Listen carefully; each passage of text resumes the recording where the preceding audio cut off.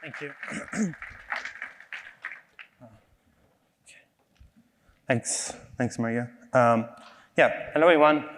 Thanks for the introduction. My name is Patrick, and today we're going to take a look how we can leverage tools like ChatGPT to make our lives easier when building GraphQL schemas. And we'll see how they work, but most importantly, we're going to see some of the issues that you're going to encounter when using these tools, and some of the ways that you can kind of work around them to make this tool behave better. And also we'll see a project that we've been working on to help you to write GraphQL schemas using these tools like ChatGPT. So let's start with taking a look at ChatGPT. I'm pretty sure that everyone by now is familiar with this tool, but it's pretty much a chatbot that allows you to have conversation about pretty much anything you can imagine. And more specifically, ChatGPT is a chatbot on top of a large language model. And this model is called GPT. We're not going to go into details on how they work because it's quite complicated, and I'm not really an expert of this. But the main thing to notice is that these models have been trained to create human-like text. So when you send a message to them, they're going to try to reply pretty much like a human would do. And they've also been trained on a lot of data. So again, you can pretty much use them to chat about anything you can imagine. And this creates the illusion that you're chatting with someone, like a real human being. But that doesn't mean that these models are actually intelligent. They're not really smart. They pretty much do text prediction. So they're not able to reason about the text that you send. And this is actually quite important, especially for what we're trying to do here. We're trying to do schema design. And this tool that they're not really gonna ask you a question about the schema or suggest ways you can improve. They're just gonna predict what could come next, which makes things not great. But on top of that, we also have two main problems with these large language models. And the main problem is that they've been trained up until a specific date. So when you create a large language model, there is a process called training where you feed a lot of data into it. And then after some time, it could be minutes, but it could also be hours and weeks. The training is going to stop, and then you're going to get a model that you can use. But then anything that comes after that date is not going to be available into the model. So this is a common issue, for example, with ChatGPT. If you ask about Federation 2 or even new directives like unauthenticated, it's not going to know about them because they were not available when the model was trained. And on top of that, these models, they've been trained to generate human-like text, and they really sound confident when you get an answer. But unfortunately, sometimes they actually hallucinate, so they give you things that seems correct but actually wrong. And this is quite important to notice because if you use this tool to make your life better, like for example, if you use Copilot for VS Code, you can get code that looks correct but is actually potentially doing the wrong thing or might have security issue. So we still need to kind of take a look at the output and make sure that it's doing something that we actually want to do. And if you've been following this space, you know that there's quite a few tools like ChatGPT. There is Bard from Google, there is Claude from Anthropic, and Llama 2 from Meta, which is also open source and you can run on your machine even if it's gonna go quite slow.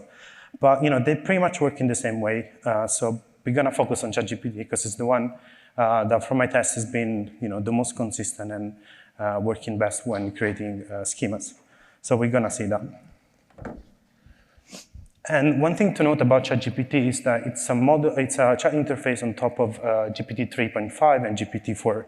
These two models, again, are similar, but they have a main difference, which is the fact that GPT 3.5 has been trained on a small amount of data compared to GPT-4. It's still a lot of data, but the fact that it has less data baked into it makes it less precise. So it's not going to follow our instruction that well. But on the other hand, even if has less data, it's going to be very fast. So the answer that you're going to get are almost instantaneous, which is pretty cool. And GPT-4, again, is going to be slower, but it's also going to be able to understand our prompts better. We're going to see this in a demo in just a few seconds. So the demo I wanted to show you is something very basic. I'm just asking ChatGPT to create a GraphQL schema for an application that is going to allow users to plan trips or conferences. And there is a couple of things I want to notice about this. The first thing is that this prompt is very simple. So, imagine giving this prompt to a developer, they're probably gonna come back to you and ask additional questions on, to make the schema better and to understand what you actually want to do. But these large language models, they're not going to do that. They're just going to do the task and generate a schema for you. But I think for what we're trying to do here, I think that's quite fine because we can keep iterating on the schema and improve it over time, and we'll see how we can do that. And the other thing that I think it's going to make this demo quite fun is that these large language models are not deterministic. So when you're going to send a prompt, you're going to get an answer. But if you send the same prompt again, you're potentially going to get a different answer. And so we'll see how that works out now. Let me switch back to demo.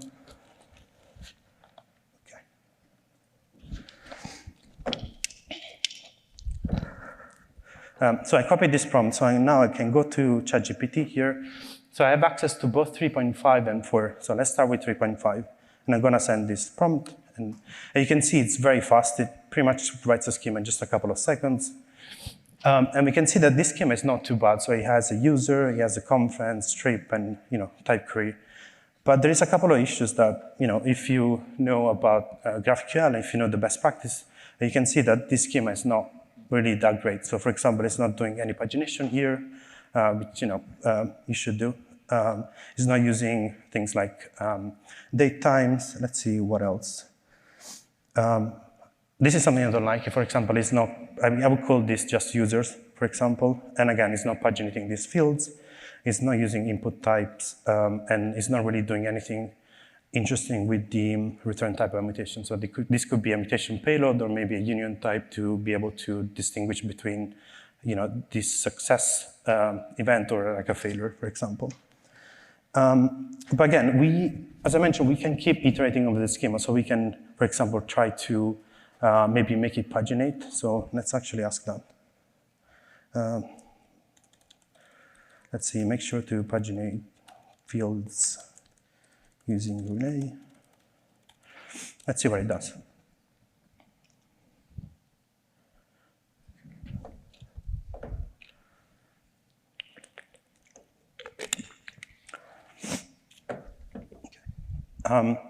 So we can see that it did something, but it didn't really do what I asked. So it did create the the usual types for relay, and it has only paginated all trips, all user, and it hasn't really paginated the, oh no, it's done. So it's actually, in this case, it was working better than it was working like yesterday. So it's quite interesting. But at the same time, we are using this chart to, like for example, it hasn't paginated all conferences. So it's still like doing some mistakes. And I think if we try GPT-4, which we're gonna try in just a second, we can see that's gonna do things a little bit better, usually. But the main thing here to notice that we are able to kind of have a conversation with this model to make our schema better. But also at the same time, we are pretty much wasting time because we are trying to design a schema, but at the moment we are focusing on the best practices. So we're telling to paginate and do things the correct way. It would be actually nice if we can focus on maybe saying adding another field on the conference. So for example, we can ask, can you add a URL to the conference? And so hopefully that's going to do the right thing. So yeah, he has done that. So it would be nice if we can actually focus on actually changing the schema more than following the best practices. And let's see if we can use ChatGPT-4. Let's see if it actually works better than GPT-3. You can see the main thing, that's going to be much slower. So it's good. Well, okay, it's not too bad, but it's still going to take a bit more time. You can see, like, at this point, GPT-3 would be done already. And the schema is not actually that better. So you can see it's pretty much the same, maybe some difference between the nullability. And it did add more things, also enums, for example. You don't really see enums in GPT 3.5 for some reason. But again, the schema is not really that great. It hasn't done pagination. It's also using getUser that you wouldn't do. And it's not using input types. But for example, it has done input types for accommodation here, for example. But again, it's not really doing a schema that's really that good. But I think if we ask it to paginate things, it should hopefully do better than what GPT 3.5 has done. Make sure to using. Oops.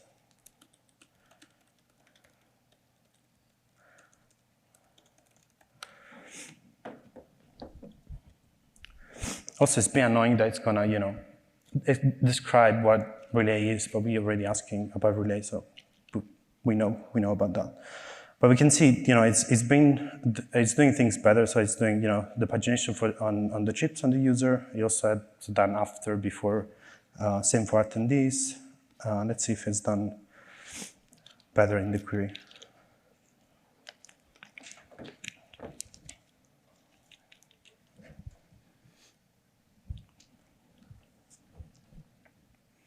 Yeah, okay, it's a paginating thing. So, GPT-4, the main difference is able to follow our instruction a little bit better, which is, it's quite cool. But again, the annoying thing for me is the fact that it's quite slow. At this point, I would maybe write it on my own and not having to go back and forth. And again, we're really focusing on the best practice instead of focusing on the schema. So let me go back to my slides. So as I mentioned, we can use these tools to do schema design. So we can use them to help us to craft a schema that looks like the one we have. But, the chat interface allows us to iterate and add fields and change things and make it better over time. But they don't really know much about GraphQL, and that's the main issue. So the output of these tools is not going to be great. We're going to always get a schema that's subpar and it's not going to follow all the best practices that we have. So we've been trying this for quite a while, and we were wondering if there is any way to make them better. And there's actually a couple of ways that you can do to make these models behave a little bit better. So the first one is by using something called system prompt. And this is pretty much a special prompt, special message that you send every time you send the whole conversation to ChatGPT. And ideally, this prompt is going to give instructions to the model. And we'll see how that works in just a few seconds. And the second option, which is fine-tuning. So we can actually fine-tune the model. So we can have a custom version of GPT that knows more about GraphQL. So let me go back to the demo here. So we made a clone of ChatGPT. The UI is pretty much the same, and it's going to work the same. So you can send messages, and you can get answers. But one cool thing that we are able to do now, since we have control over ChatGPT, is that we can customize how it works. So if I go back to my code here, the function that deals with responding to the text is pretty much this one. It's not really doing much. So it gets a list of messages, and then it sends the messages to OpenAI to get a completion. And then we're just streaming that back to the front end. But the main thing to notice here is that we have a way to change the model, and we're going to see here in just a few seconds how that works. But the other thing is that we have a way to prepend a system prompt here. And so this is going to be the message that we can use to change how ChatGPT behaves. So for example, one quick way to understand how this works is by asking it to change the personality of the chatbot. So for example, you can say something like,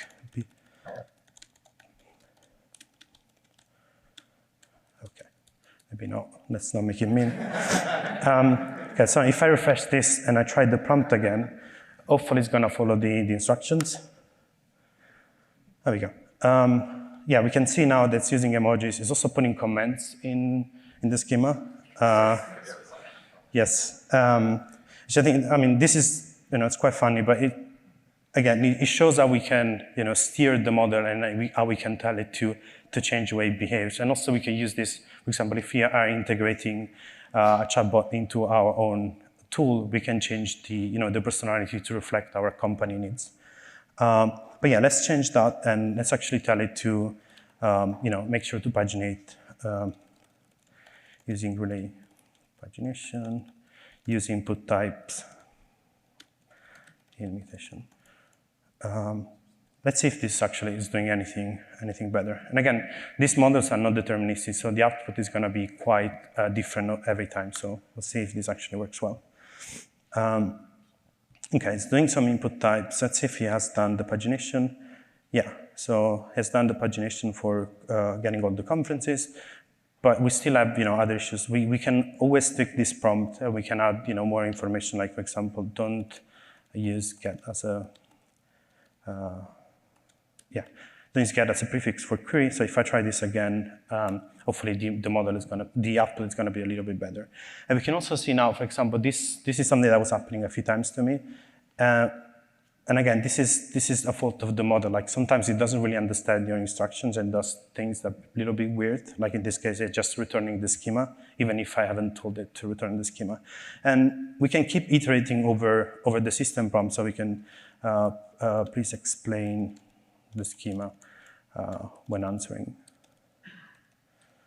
And so hopefully that's gonna make it better again, but let's see if that works.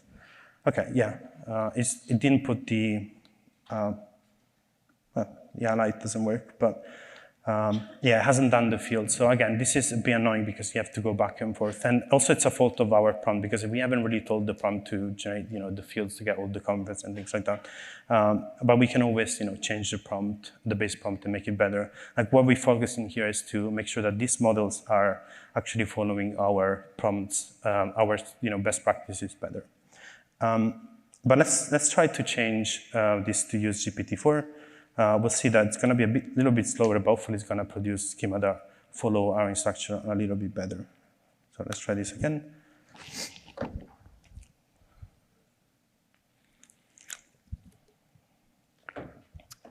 Yeah, it hasn't done the paginated things, but we can ask it to do it.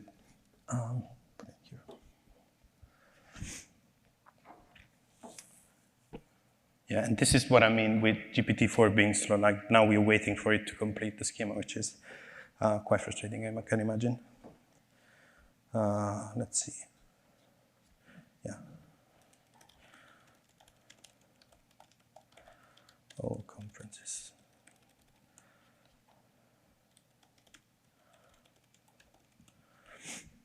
Oh, it's still going. Okay, I think it's done now. Let's see if that actually worked.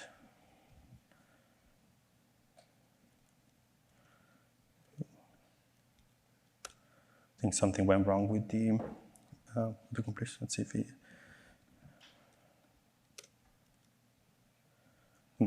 something went wrong with this conversation. But again, it doesn't matter too much. Like we can iterate over the schema, and we can use the system prompt to make the output better.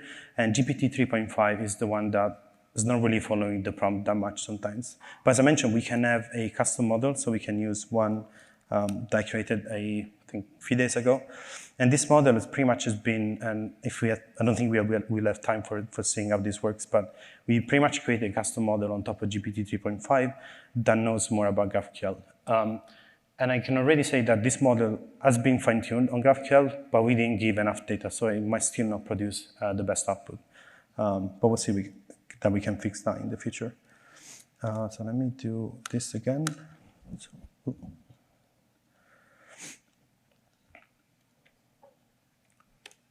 There we go. We can also see that it knows about date times now, because in the example that we put, there are date times. So it's, again, it's doing the things better. It hasn't done pagination here, but it has done pagination, for example, in the attendees. Also added the default value on first, which is one of the examples that we had. And hopefully we also have paginated queries.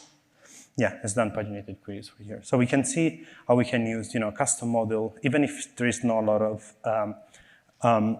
data already. It's already producing output a little bit better, even if it's using GPT 3.5, which is the model that performs the worst. And with this, we can also, for example, let's say that we're happy with the schema. We can also kind of ask it to transform this schema to be a supergraph for multiple subgraphs.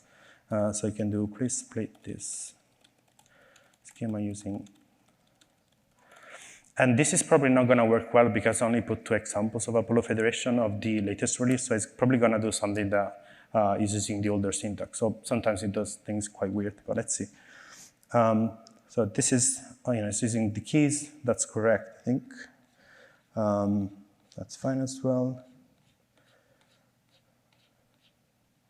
Well, actually, usually sometimes he uses the extend keyword, which is something that you don't need anymore in Federation 2. And sometimes he generates, I don't know, directives that do not exist, which is quite fun. Sometimes you put a directive that's called belongs to, which doesn't make any sense with Federation. Anyway, cool. So we see now we can use these tools to do schema design and also to kind of iterate over them. But I just want to iterate on the fact that these tools, they're not able to reason about the schema. So we still need to think about what kind of schema we want to generate for our use case. And again, these tools are going to help you get there. You can think of them as a kind of smart autocomplete. So you describe what you want to do, and then you get the schema there.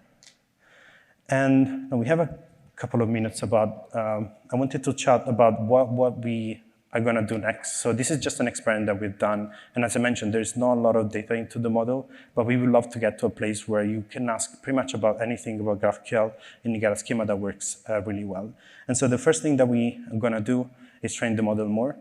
And so that's going to instruct the model to behave better when asking about GraphQL schemas. And also kind of steering towards doing the right things all the time. Because the one issue that we have now is that this model is being trained on, is basically GPT 3.5 plus our data set.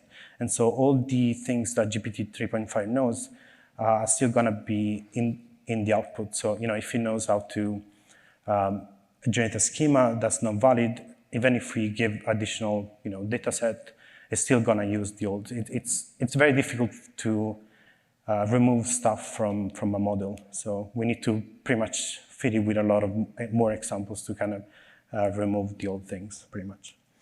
No, it's not updating here.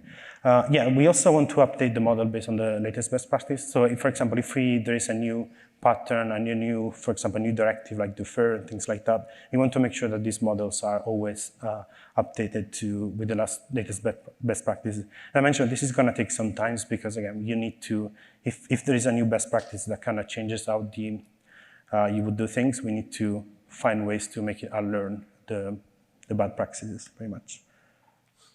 Okay. And also we're thinking about maybe bringing our docs into the model. So we have really great docs also, thanks to Maria. And it would be nice to actually use this model also. You can ask things about federation, Apollo client, and you get answered directly there. I think it could be cool, it could be quite useful, but we need to see if it actually works well. Okay. And also we would love to experiment with different UIs. Creating a chatbot is quite, I don't know, a lazy way to implement AI because it's what everyone is doing, but it's not the best way to, don't think it's the best way, for example, for doing schema design. And I'm going to show you a demo of this in a second. But also we want to experiment with more things. So implementing maybe AI tools into our products somehow, but we still need to make sure that we do AI the right way. So before, showing other things, I want to show you the demo I was working on in the last couple of days to basically change how this tool works. So instead of having a chat conversation with a chatbot, you're going to have a visual representation of the schema. So for example, if I put this prompt, I get a visualization that's more like this, which I think is really cool, and it's going to make it easier also to understand what you have in your schema. So again, we can easily see all the things that that the AI has generated for us. We can, go and remove things. And also I put this edit button with the ideas that you can click here and maybe you can have another conversation just about this specific type. So you can only edit that specific type without having to go back and forth with the old schema, which I think could be quite cool. And also thinking maybe about, being able to, maybe moving this type to somewhere else, and it creates a subgraph for you automatically and, uses AI to figure everything out. But again, this is not fully ready yet. Oh, need to go back here. Cool, and just to recap, as I mentioned, GPT-4, it's quite slow, but usually it's more accurate, and it's also quite, it's able to understand your prompt quite well. And GPT-3 is much faster, so you need to kind of chat with him more to improve the schema.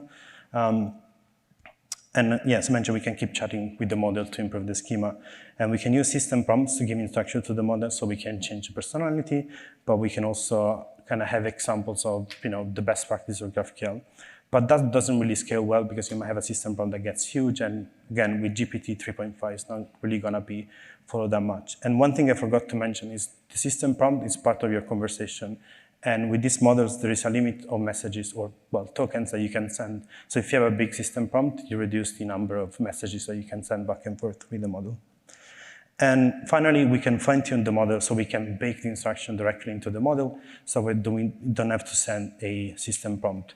We can also combine the two approaches, so we can have a fine-tuned model with a system prompt so we can still change maybe the personality or kind of help him more to do the right things. So, for example, we can even make it so that people can have preferences on how to do some specific things in GraphQL.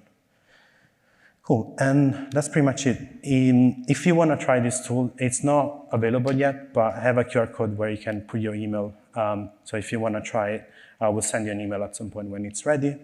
We are also thinking about putting into our Discord. So we might have a forum where you can have a conversation with AI, pretty much like Midjourney, so you can see the schema there. So we're probably going to try both approaches. If you want to join on Discord, this is the QR code. Also, if you want to ask me any questions, I'm going to be there pretty much every working day. And if you have any questions, I'm going to be at the topic table later today, table 4 from 1:15 to 1:45. And thank you very much for joining.